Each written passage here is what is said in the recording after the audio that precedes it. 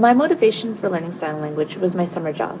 While I was working this summer as a summer camp director, I had a few campers with autism spectrum disorder who communicated more efficiently with sign language.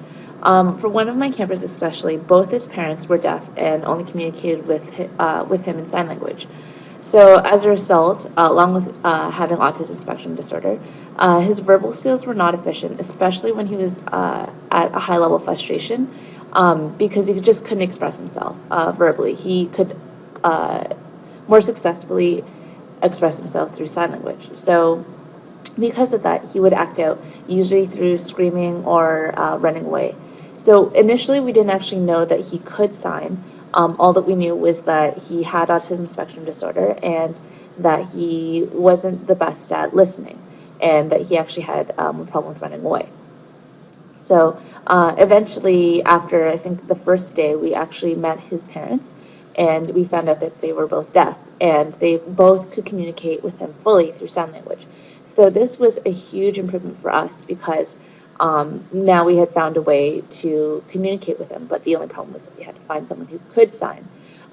So this was kind of like a huge drive for me, and this kind of sparked my interest in learning sign language.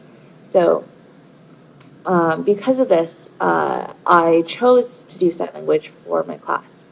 Now, being motivated really helped with the learning process, but unfortunately, since I am not working with this child anymore, my ongoing drive to learn sign language just wasn't there. So, on top of having homework, the rest of school, placement, work, everything, it took a lot to kind of get the encouragement to continue practicing sign language. I would do the 30-minute sessions each week, but because I wasn't constantly using what I learned on a day-to-day basis, within a day or two after learning the information, I would forget it.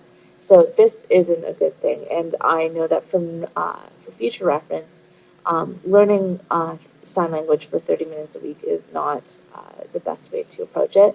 You definitely need to practice it constantly, consistently, and but overall, I really did enjoy learning sign